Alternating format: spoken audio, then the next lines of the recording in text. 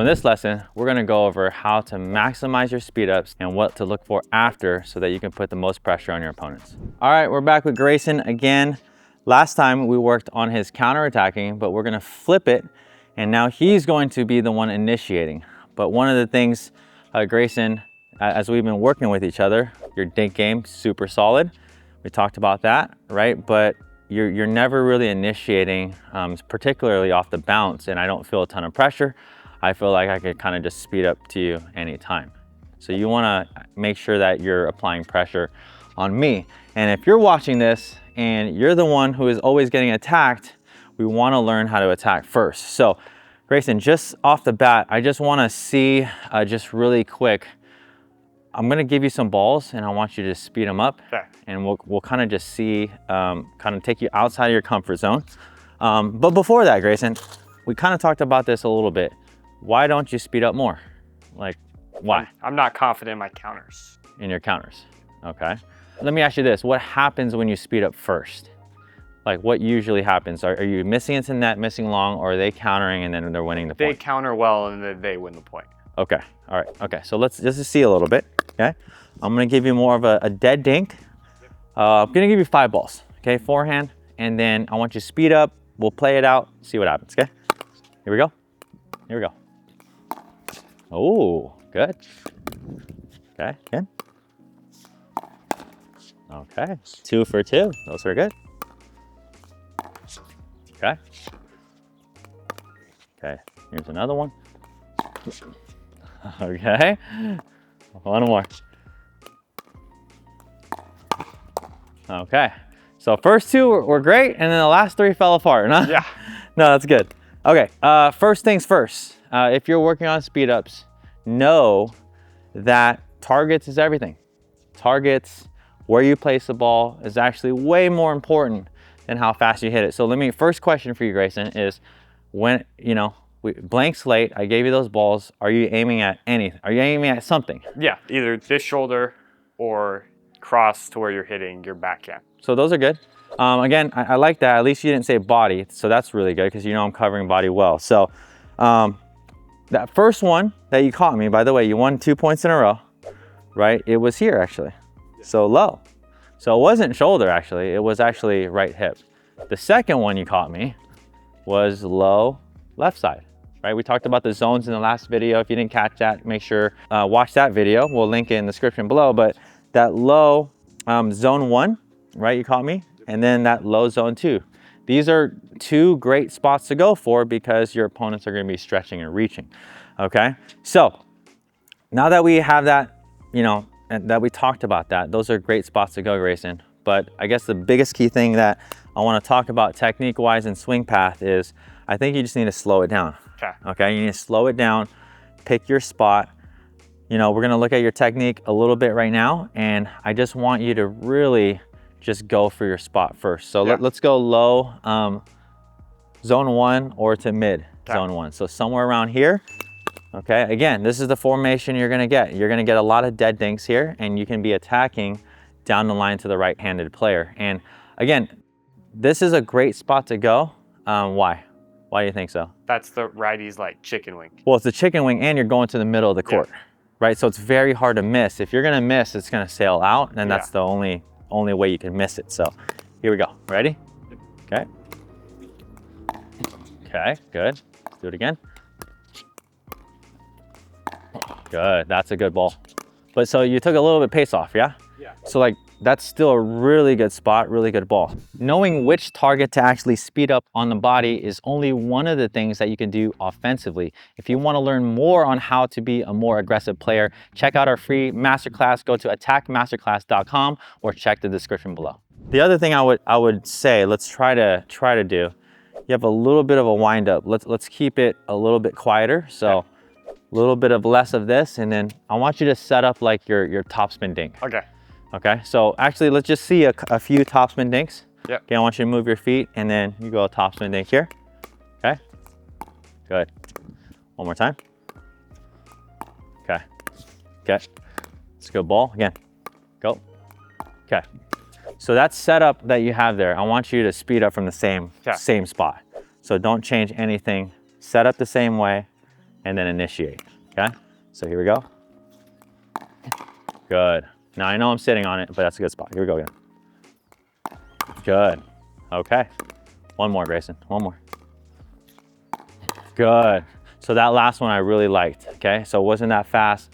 Really good spot. Key things for you, those of you watching, when you are setting up for your topspin dinks, when you're working on your speed ups, it's really important to mirror that image. What I mean by that is set up the same exact way.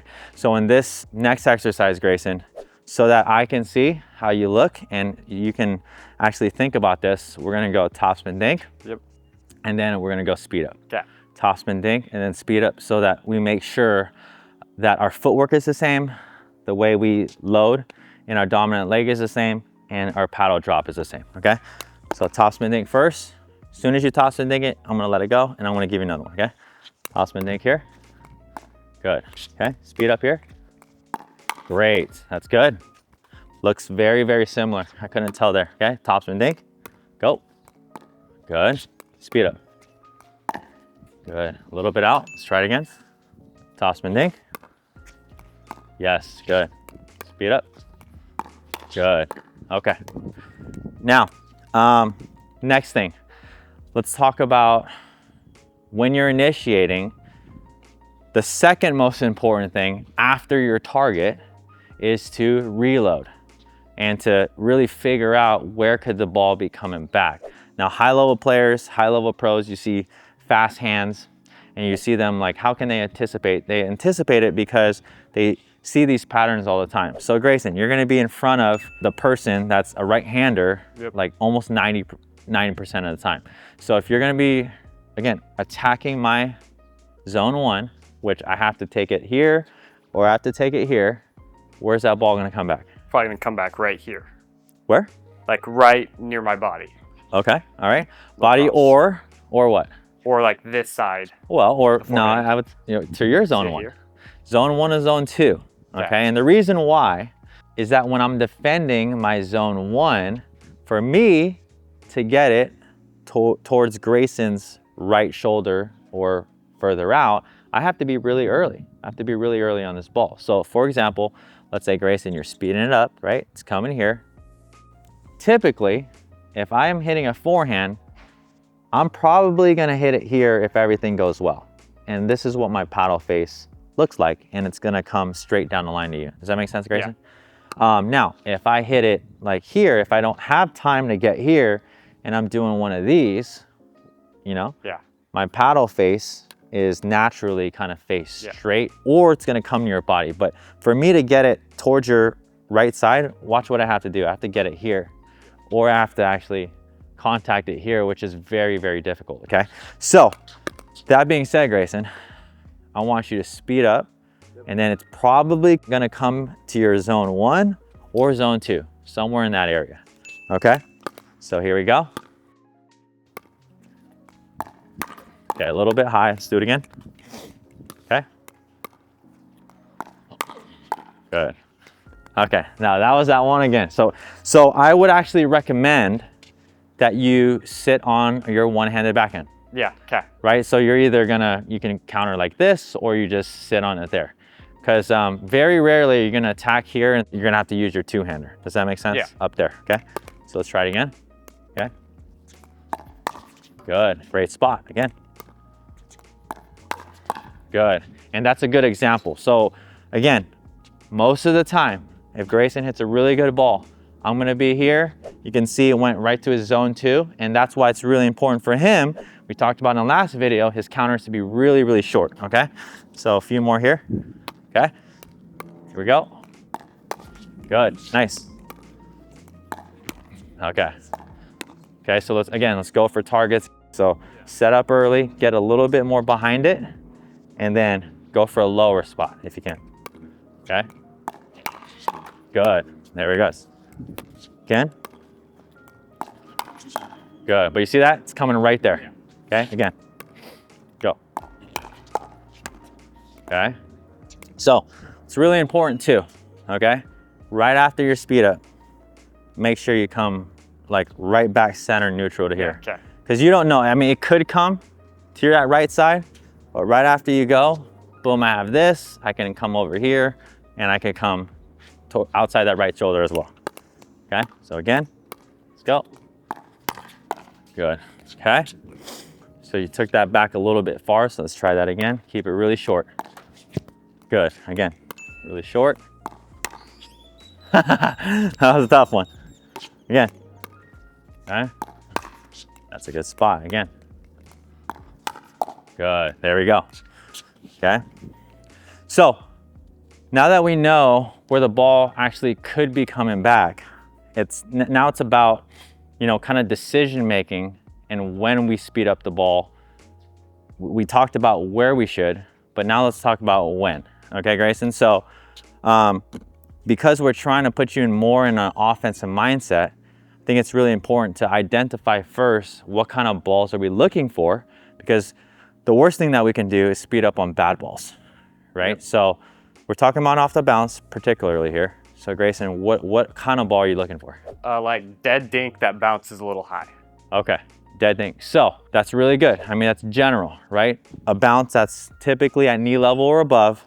The other thing that I would say to get you thinking, and this would help the viewers, a ball that you have enough space for, okay? We want it to rise to the apex.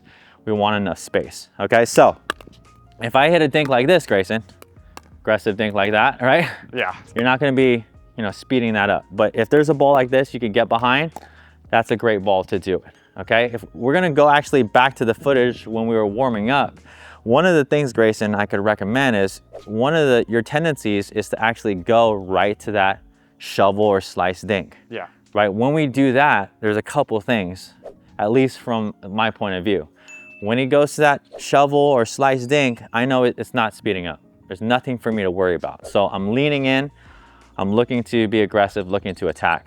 If you can make the topspin dink, especially on dinks that you can get behind, your number one dink, then it's very, very difficult for me. Okay. So I would like to see you actually like work harder, move your feet, and instead of going for that shovel, you go for something topspin and then you're gonna attack, okay? So let's try this. Last thing we're gonna do is Grayson's gonna look for opportunities to attack and look for those dead dinks. So one, Grayson, I may give you some dinks that are closer to the line and I want you leaning in, taking a dink volley. Okay, if not, you should be coming off the line, getting to that position, and you don't have to attack it, but I at least want you hitting a topspin dink and then waiting for a better time. Yeah, okay. Got it? Good, nice ball. Good. Good. Good, okay. All right, you gotta be ready though. If you're gonna initiate, gotta be ready right off the bat, but that's way better, okay? Come on. Yes, good ball. Good, nice. That was a tough one.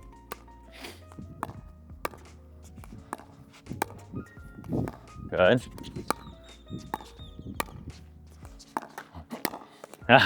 Little unlucky on the net cord. Couple more. That's a good ball. Okay, so again, either way, we're talking about offense here.